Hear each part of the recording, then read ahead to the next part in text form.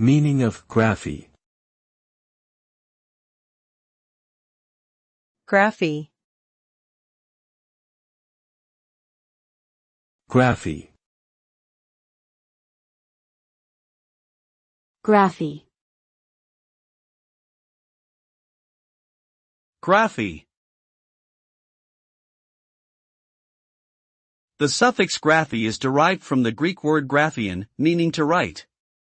It is commonly used in English to indicate a field of study or practice that involves the recording, description, or representation of something. For example, photography is the art or practice of capturing and processing photographs. Cartography is the production of maps and charts. Biography is the written account of someone's life. In summary, graphy denotes a specialized area of knowledge or skill that focuses on creating records or representations of a particular subject matter.